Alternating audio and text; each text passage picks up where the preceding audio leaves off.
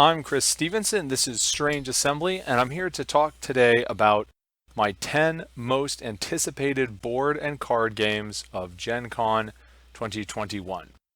Now, let me mention first the elephant in the room. I am going to go to GenCon 2021 in person.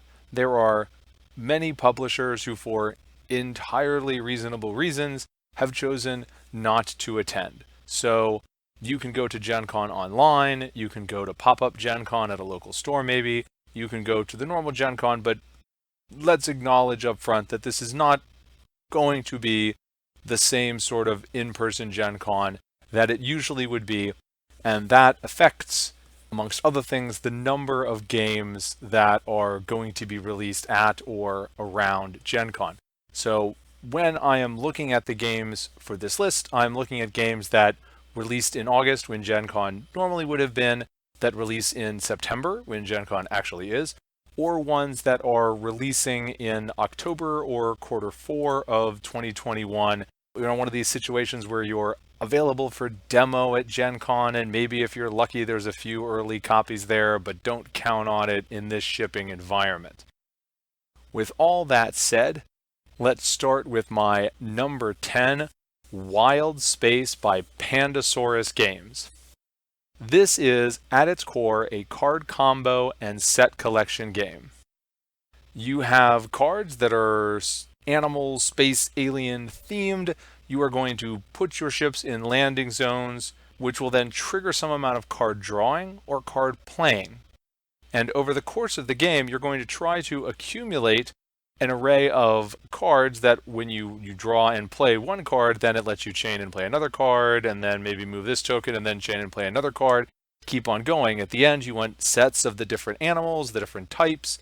Maybe some of them have individual scorings, but as you might be able to tell from the box art here and from the components, these things are just adorable.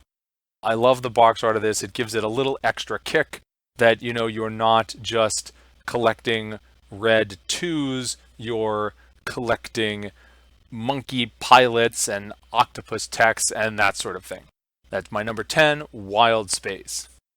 Number 9 from AEG and Flatout Games is Cascadia. This is a tile laying game where you are using your tiles to create a landscape out of different wilderness habitats. Players are going to start with 3 of these tiles in play, and then they're going to be drafting new tile and token pairs. New tiles are more habitats. They're placed out to expand your wilderness, hopefully creating large expanses of the same habitat type. The token that comes with it represents wildlife that then has to be placed on to live in one of those habits. So when the player is choosing the tile and token combination, they have to balance what they're getting from the token and what they're getting from the tile, while also trying to work towards the variable scoring objectives for different animals. How dense do the bears want to be today? That is my number 9, Cascadia from AEG and Flatout Games. My number 8 is called 10, and it's also from AEG. So number 8, game's called 10. Second in a row from Alderac Entertainment Group. This is a smaller push your luck card game.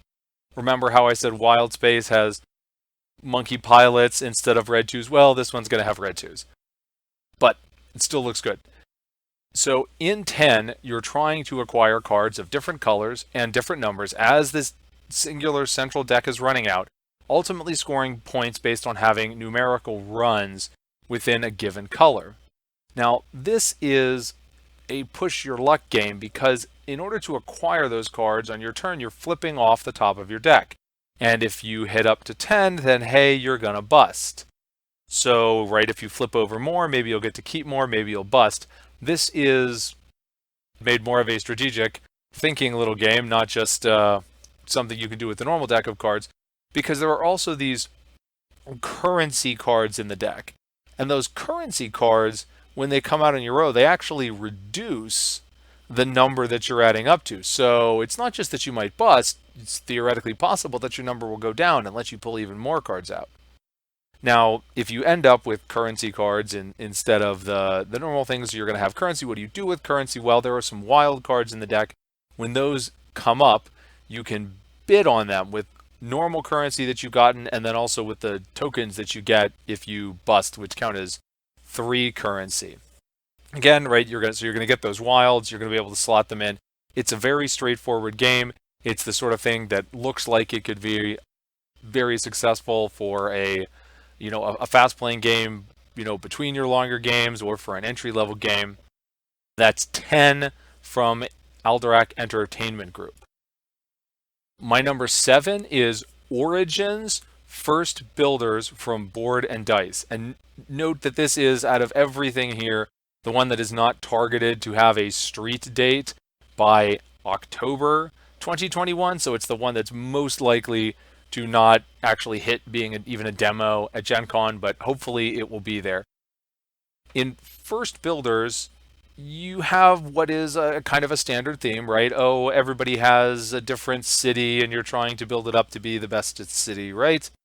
But in this, each player is essentially an alien, right? This is leaning into the notion of, aliens helping the Egyptians build the pyramids. And you're encouraging this ancient city to grow and develop. And right, it has dice worker placement. I like worker placement. Dice worker placement's always been a good modification on that. And what the numbers on the dice mean here is that as the game goes on, your citizens will actually age and can then retire. I guess it's polite and they retire, they never die. I'm not sure. But they also get more useful as they get older. I just think that's an interesting distinction to make. And the primary action you're going to be taking with these dice is to go out and have encounters with the rotating alien motherships in order to reap the usual sorts of benefits for their civilization, gathering resources, going up on tracks, increasing their military on the military track. I'm going to tell you, this is not the only game on this list that has tracks. It's definitely not. Or developing your city. But there's a reason why they make a lot of games on this theme. My number 7 is Origins First Builders from Board and Dice.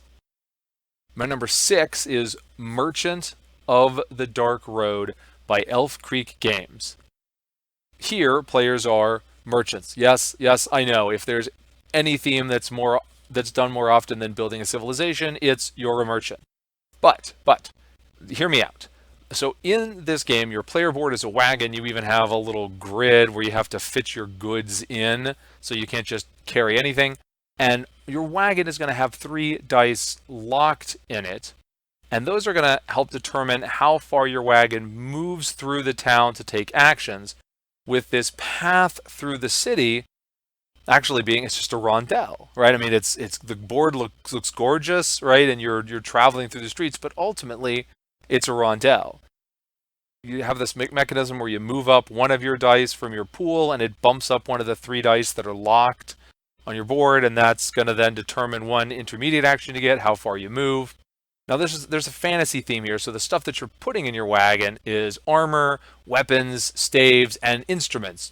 For that guy who always insists on playing the bard. These goods can be sold to adventurers who will then travel along with your wagon, or you can get commissions from the queen to deliver those goods to outlying villages. And that is the second half of the board is, okay, there's the rondel in the town, but one of the spots on the rondel is to send one of these expeditions out. Now you can just go to the ancient ruins and you can use heroes and lanterns to try to get better stuff, right? Who wants to buy a normal old suit of armor when you can get an upgraded magical suit of armor, right? The other, more elaborate option is to travel out to a village. Those commissions, they have to go to a specific village, and those heroes that you've been collecting, sure, yeah, you can go into the dungeon with them, as it were, into the ruins, technically, but they also have a place that they want to go. And when you go out onto one of these trips, you're going to get to pick up an animal companion, and other players might come along with you. Maybe you have lanterns to take a shortcut, maybe you don't. You're going to flip up an encounter card, you're going to roll some dice, and there's going to be different outcomes, and then how does that affect the other players who are along with you if they decided to, kind of like mooch off of your action? It's a whole thing. And depending on what you're taking where, you're going to get coins, you're going to get prestige. Now, everybody needs to pay attention to both of these because at the end of the game, your final score is going to be based on whichever's lowest of these, right? There's this idea that, it doesn't matter if you have all the money in the world if people don't sing stories about what you've done. And of course, it doesn't matter how awesome people think you are if you die in the poorhouse. That's what we're going for. So that is Merchants of the Dark Road by Elf Creek Games. Number 5 is the Transformers deck building game from Renegade Games. I like deck building games. I'm a sucker for deck building games. I also like Transformers. Let's be serious. This is really starting off with just I like deck building games and I like Transformers. Sometimes it's the simple things. You can play this cooperatively, you can play it competitively. Characters are going to take on the role of Autobots, and you're going to face more and more powerful Decepticons as your decks grow more powerful. There's also an element of transforming between the different modes, right? It is a Transformers game, which is going to change up how you're playing the game at that point in time. I'll also note that this is part of a larger licensed games push that Renegade has going right now. Of course, if you listen to my stuff, you know that out of all of that in the world, the stuff that I'm most interested in is that they're doing Vampire the Masquerade licensed material. There's a new expansion or two that you can pick up for their Rivals card game at GenCon. But we don't put expansions on this list, or else the expansion for Lost Ruins of Arnak would be, at the top of everyone's most anticipated. But Renegade Games, right, they have a Power Rangers, they have Transformers, they have G.I. Joe, and there's going to be role-playing games for each of those, and there's deck-building games for each of those. The Power Rangers one is actually out. You're not going to see something like that on this list because I'm a little too old for Power Rangers. You got to have, like, the Voltron one for me. But out of those three, right, Transformers is actually the one that I like the best, and it's the one that is angling for the Gen Con release, so it's going to sort of collectively have this spot for Renegade's licensed game push here with my number 5, the Transformers deck building game. Number 4, also from Renegade Games, is Crimes and Capers High School Hijinks. Now this is part of a resurgence of mystery and deduction games that has developed out of the rise of tabletop escape room games. They're really kind of everywhere. And I picked this one. This is the one that excites me the most because players in this, not actually a murder mystery, are high school students in 1998 trying to figure out who framed fellow student Romy. Just starting with the cover art on this, right? This is a great theme, right? There's a lot of these mystery and deduction games. And out of all the themes of all the ones that new ones I've seen this year, this one is the best, right? Because it is these 90s high school students. You look at them, it's totally 90s high school students. The main character on the front, who I can only presume is Romy, is rocking like the plaid shirt tied around the waist, has a t-shirt that's very clearly like, we swear this isn't the Nirvana t-shirt. We've got the goth over on the side of the hallway.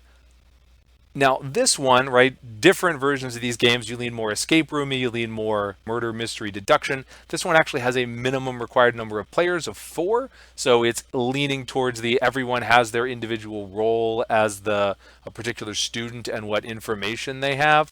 But there are puzzle elements. I'd note that this is not the only Crimes and Capers game. There's also a Lady Leona's Last Wishes, but Crimes and Capers High School Hijinks is my number 4.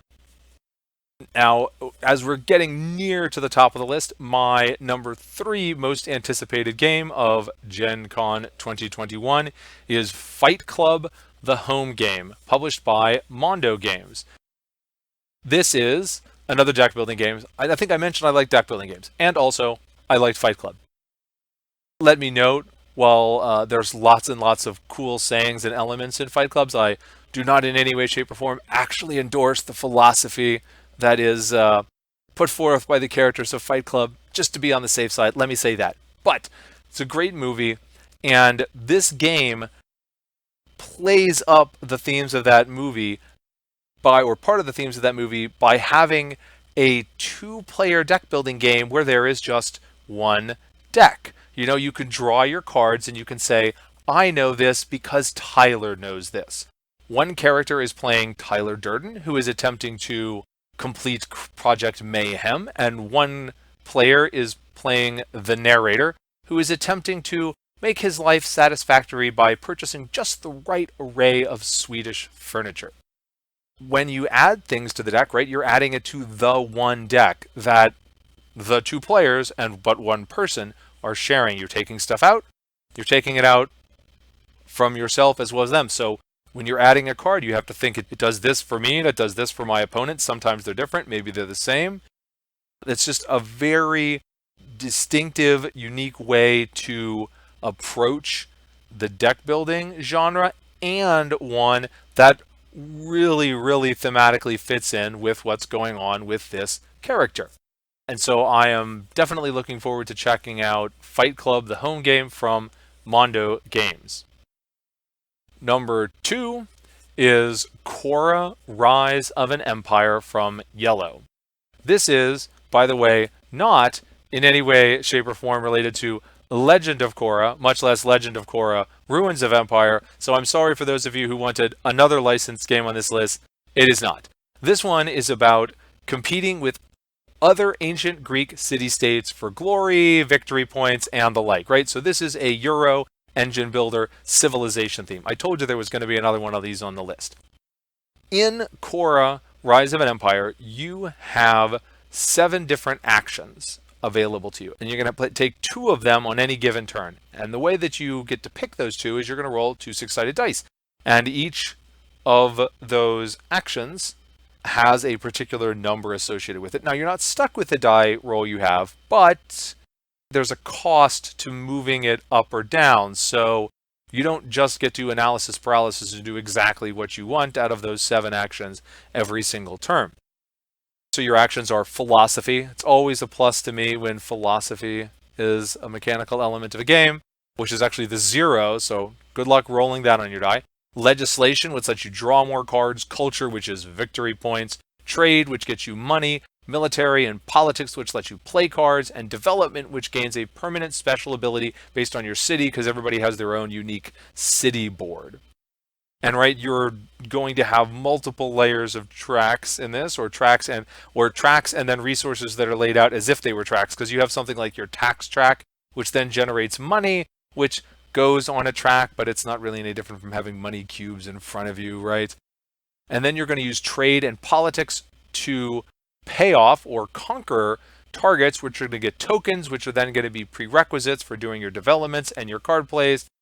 And that's just going to meld all together into a nice little symphony until, of course, someone ends up with the most glorious, culture-filled, victory point-laden city-state of them all. That is Korra, Rise of an Empire from Yellow. And my number 1 most anticipated game on the list is On the Rocks from 25th Century Games. On the Rocks from 25th Century Games is a marble drafting game where you are trying to take those marbles you're going to draft to match recipes to craft the best cocktails. Now, these marbles, the ingredients, are going to be spread out in the little rubber cups, right? Like each of the rubber cups is going to have some quantity of marbles in it. Well, one of them is probably going to be empty, actually. And then when you take your turn, you're going to roll the dice. You're going to take a certain number of marbles out, and then you're going to drop the marbles around the cups. Like 1 marble in a cup, 1 marble in a cup, 1 marble in a cup. And then you're going to pick up one of those cups, and you're going to have to take those ingredients and spread them across the drinks on your mixing board in those different glasses. You've got a hurricane glass, an old-fashioned, a highball, martini glass, and of course exactly what recipe it is going to depend on which recipe card you have, what it is that a customer has ordered that day. Would you like to get paid? You must complete the recipe, of course. If you pick more recipes, you can try to get more points, but if you pick fewer recipes, maybe you can get everything done before your opponent can actually get the chance to make use of those recipes, and then maybe they get a penalty. But it's got great components. The marbles look really good. The player boards look really good. There's a decent number of wine-themed games or beer-themed games, some of them quite good out there. But within the alcohol milieu, gives you a different theme with frankly, a much more colorful palette than anything you're going to get in Brewcrafters, no matter how much I like that game. So, all right, you're going to do this. You're going to just be making your drinks for a few rounds. Whoever has the most money wins. It is not a big, long, complicated game. It is just the right amount of game. It is fun to drop the marbles into the cup and just scoop them up and then make those cards. On the Rocks from 25th Century Games, my number one most anticipated game of GenCon 2021. If you've enjoyed this list, do feel free to subscribe to our channel, like or comment below, and hey, if you happen to be going to GenCon 2021 as well, perhaps I will see you there, through our various face coverings. But say hi.